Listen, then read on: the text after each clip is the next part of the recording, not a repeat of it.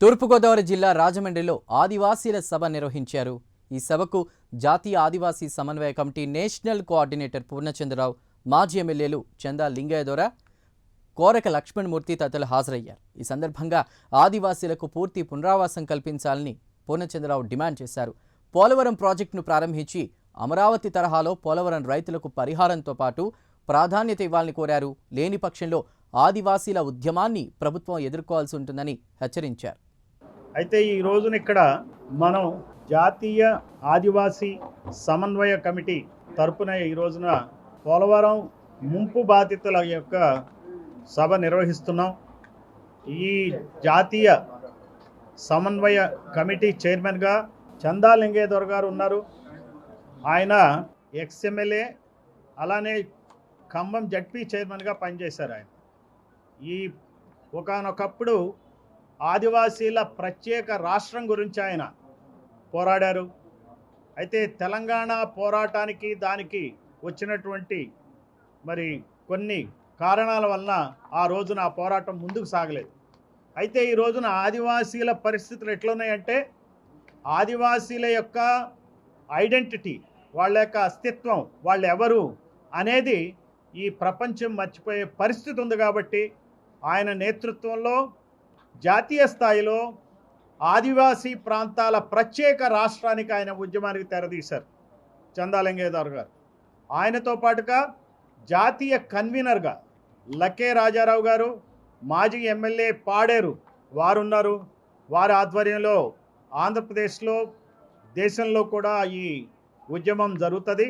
అదే కాకుండా లక్ష్మణమూర్తి గారు, మాజీ ఎమ్మెల్యే, మన ఆంధ్రప్రదేశ్ రాష్ట్రానికి ఆదివాసీ సమన్వయ కమిటీ తరపున ఆయన చైర్మన్గా ఉన్నారు.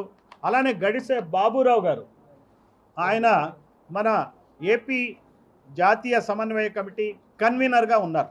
ఇంకా మిగిలిన వాళ్ళందరూ కూడా, ఇక్కడున్న మహిళా నాయకురాళ్ళు కూడా సర్పంచులుగా వివిధ పదవుల్లో ఆదివాసీ ప్రాంతాల్లో పనిచేసిన వాళ్ళు ఉన్నారు. ఇక్కడ ఉన్న నాయకులందరూ ఇప్పుడే చాలామంది మీరు వినుండొచ్చు. ఒక ఆయన మాట్లాడుతూ ఉన్నాడు, ఏంట్రా పరిస్థితి, ఈ పోలవరం ప్రాజెక్టు గత 20 సంవత్సరాలుగా రాజశేఖర రెడ్డి చెప్పాడని ఏదో సంతకం పెట్టాం, 50,000 రూపాయలు చెక్కు తీసుకున్నాం, అప్పటి నుంచి మా బతుకు అధ్వానం అయిందని చెప్పాడు. అంతేకాదు జగన్మోహన్ రెడ్డి వచ్చినా ఏమి న్యాయం జరగలేదన్నాడు. చంద్రబాబు నాయుడు ఆయన కాలంలో కూడా ఎటువంటి న్యాయం జరగట్లేదనే బాధని ఆయన వెళ్ళబుచ్చాడు. ఈ రోజున పోలవరం ముంపు బాధితులు పొద్దున 3 గంటలకి లేచి మరి బస్సుల్లో బయలుదేరి వాళ్ళ కర్మగాలి ఆ ఆదివాసీ ప్రాంతాల్లో జీవనాధారం లేక మరి రావులపాలెం, రాజమండ్రి చుట్టుపక్కల పొలాల్లో పనిచేసేటువంటి రైతు కూలీలు అవ్వటానికి కారణం ఈ 2 ప్రభుత్వాలే కారణం. 2 పాలక కుల ప్రభుత్వాలు, అటు రాజశేఖర రెడ్డి, జగన్మోహన్ రెడ్డి, ఇటు చంద్రబాబు నాయుడు ఆధ్వర్యంలో జరుగుతున్నటువంటి ఘోరమైన పాపం, దారుణం ఈ రాష్ట్రంలో. ఇది మీ ద్వారా ప్రజలకు తెలియజేయదలుచుకున్నాం. అయితే ఆ కుర్రవాడు ఇందాకే చెప్తా ఉన్నాడు, బంగారు బాబు ఒక మాట అన్నాడు. ఆయన రోజు లేవంగానే పిట్ట కొట్టు, పొయ్యిలో పెట్టు, ఏ రోజు ఏ ఆహారం కావాలంటే ఏ పిట్టనైనా కొట్టుకోవటం, ఆ రోజున కాలం గడిచిపోయేది. ఎన్నో రకాల ఆకుకూరలు తిన్నాం మేము, ఏ రోజు బాధలు పడలే. ఆకుకూరలు దొరకకపోతే నదిలోకి వెళ్ళాం, నీళ్లలో చలియేళ్ళకి వెళ్ళాం, చేపలు పట్టుకున్నాం, మా జీవితాలు హాయిగా గడిచాయి. కానీ ఇదేం పాపమో, గత 20 సంవత్సరాల నుంచి మరి ఆదివాసీల బతులు పూర్తిగా ఆగమాగమైన ఈ ప్రభుత్వాలకు తెలియట్లా. ఈ రాష్ట్రంలో ఉన్న 5-6 కోట్ల మంది, ఈ ఎవరైతే ఆదివాసీ ప్రాంతాల్లో దాదాపుగా 5 లక్షల మంది ప్రజలు ఉన్నారో వాళ్ళ ఇక్కట్లు తెలుసుకోండి. బీసీలకు జరిగే అన్యాయం కన్నా, ఎస్సీలకు జరిగే అన్యాయం కన్నా, మైదాన ప్రాంతాల్లో వేరే వాళ్ళకు జరిగే అన్యాయం కన్నా ఆదివాసీలకు జరిగే అన్యాయం ఎంతో చెప్పలేం. పాపం వాళ్ళు ఎవరు చెప్పరు, అక్కడికి మీడియా వెళ్ళదు, ఇంటర్వ్యూలు తీసుకోరు. ఇప్పుడు మునిగిపోయిన ఊళ్ళని ఎప్పుడైనా మనం చూసామా? ఈ మీడియాలో చూపించిందా? వాళ్ళు ఎక్కడికి, ఆ ఊరు నుంచి ఎక్కడికి వెళ్ళి ఎలా బతుకుతున్నారు, వాళ్ళ బతుకులేంటి అనేది చూపించారా? తెల్లారు లేస్తే జగన్ సమస్య మన సమస్య అయిపోతుంది, బాబు సమస్య మన సమస్య అయిపోతుంది, వీళ్ళ రాజకీయాలే మన సమస్యలు అవుతున్నాయి. కానీ ప్రజల సమస్యలు పట్టించుకునేవాడే లేడు ఈ రాష్ట్రంలో. అందువల్ల మీడియా పరంగా ఈరోజు తెలియజేస్తున్నాం, ఏదైతే మీరు అమరావతిలో రైతులకు రాజధాని భూముల్లో ఎలా అయితే వాటా ఇచ్చారో, మరి ఆదివాసీ రైతులకు రైతు కూలీల్ని చేసిన ఈ రైతులకు మీరు పోలవరం ప్రాజెక్టు కింద సాగయ్యే భూముల్లో వాటా ఎందుకు ఇవ్వరు అని అడుగుతున్నా. మీ రైతులకు ఒక న్యాయం, ఆదివాసీ రైతులకు మరొక న్యాయమా? అంటే మీ రైతులందరూ మీ పాల కులాలకు చెందిన వాళ్ళు కాబట్టి, కమ్మారెడ్డి వర్గాలకు చెందిన వాళ్ళు కాబట్టి ఎకరానికి 12 కోట్ల రూపాయల విలువైన ప్లాట్లు అమరావతిలోనే ఇస్తున్నారు.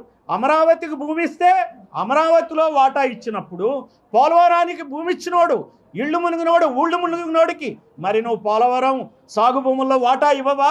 ఇదా న్యాయం? ఇది ప్రభుత్వమా? ఈ ఐఏఎస్ అధికారులు ఏం చేస్తున్నారు? చీఫ్ సెక్రటరీ కానీ పునరావాస కమిషనర్ కానీ వీళ్ళు చేసే పనులేంటి? వీళ్ళని చూడట్లేదా? గ్రామాలు చూస్తున్నారా? రిహాబిలిటేషన్ కమిషనర్, పోలవరం అడ్మినిస్ట్రేటర్, జిల్లా కలెక్టర్ ఆయన ఏం చేస్తున్నాడు? ఇవి అర్థం కావా ఈ సమస్యలు మీకు?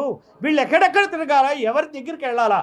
ఎవరి దగ్గరికి వెళ్ళాలి? ఎవరు న్యాయం చేస్తారో తెలియని అయోమయంలో ఆదివాసీలు ఉన్నారు.